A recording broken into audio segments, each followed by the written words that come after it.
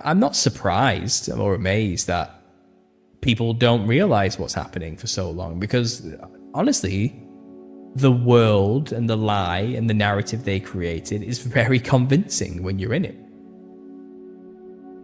They make it convincing.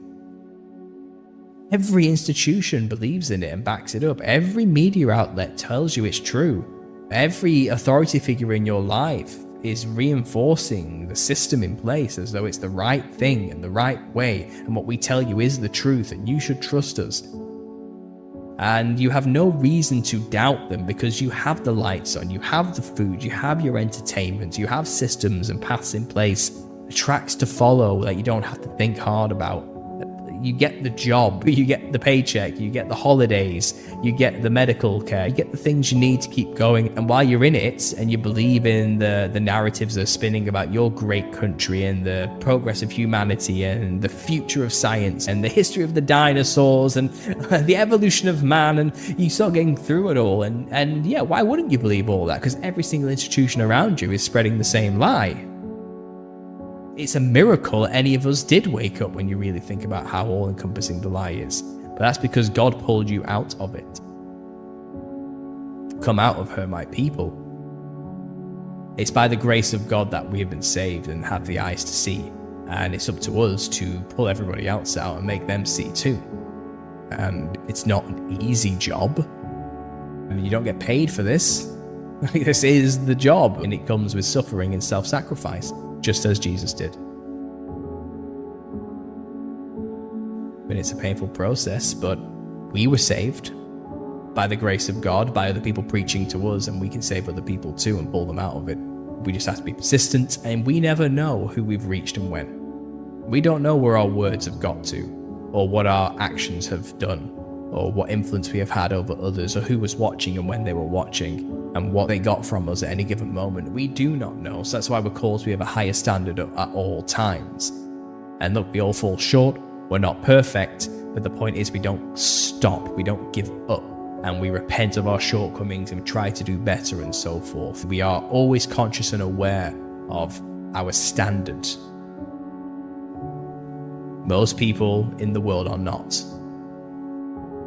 A lot of them don't have standards, or the standards are set where the current standard is in society as acceptable. We can't denigrate those people who don't know, because how can they know, given the circumstances that they're in? Have some sympathy, have some empathy, remember what it was like when you were there. And it might be hard for you to remember because it's been so long, but I still remember that when I was in it, I was in a haze, a fog, but you are not in control. That's what it feels like, okay? When I was not awake, I was not conscious. I was dead spiritually. I know I was. Of course, they think they're conscious and awake and fully aware of what's going on. They are enough to live in the world, function, have conversations, and pay the bills and do what needs to be done, and care for loved ones, and they can all do that kind of thing. I'm not saying that doesn't happen like they're robots. Above all the basic day-to-day being a human being and living stuff, there's a haze over you, a barrier, and that haze is the narrative, the false narrative you believe you are in and a part of. And it comes with everything that Artemis is trying to reinforce today. On a ball flying through space, surrounded by vast empty nothingness on a finite resource world that's dying, and you evolve from pond scum slowly over billions and trillions of years, and we are on a long journey to ascend and transcend out of this, but you'll never see it in your lifetime, and there's a meaninglessness and a nihilism to everything, and it's all pointless, right? It's always there, kind of guiding every movement, and because it's so overwhelmingly disparaging, you go into switch off mode and you run the programming, because it's easier to let the state and the systems and the institutions and the authorities do the thinking for you than for you to stop at any moment and really question and think about what they've told you is the reality of the situation. Because if you do stop at any moment to think about what they told you is the reality of the situation, then you have to contend with the fact that, as they have told you, it's completely hopeless. So you don't keep your head down, you shut up and you conform and you run the track.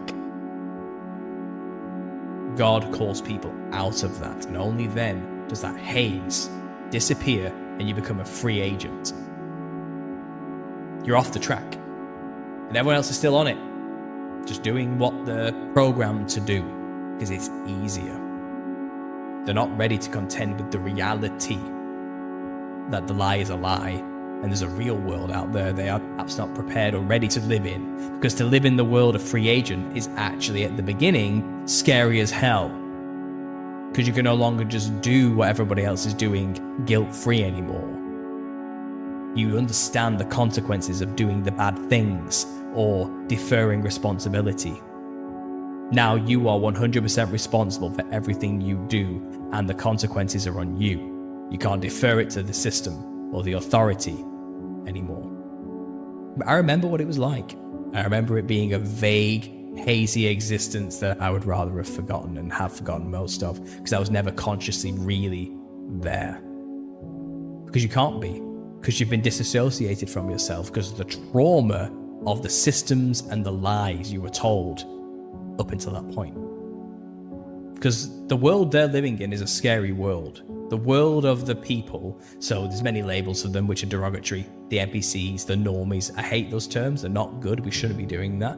But just for the purpose of this talk, the people who aren't awake, they're in a terrifying world. The world they live in is fear-based. It's terrifying.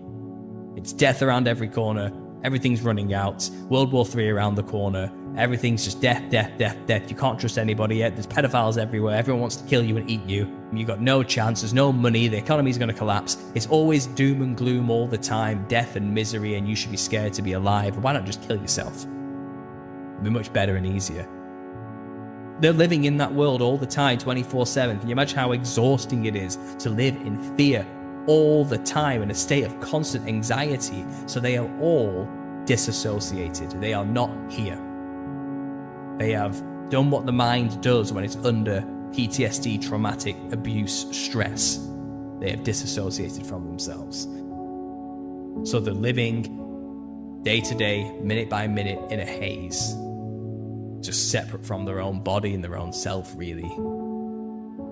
They don't want to bear the pain of the world they think is the reality they're being told it is. It's scary. Have some sympathy for them, and what we're trying to do is free them. That's why God says in the Bible, it's like 365 times for every day of the year, fear not. Because that's how they get you. That's how they control you. The truth is, they're not in control. God is in control, and never forget that at any given moment. They are a defeated enemy. God is in control, and he loves you.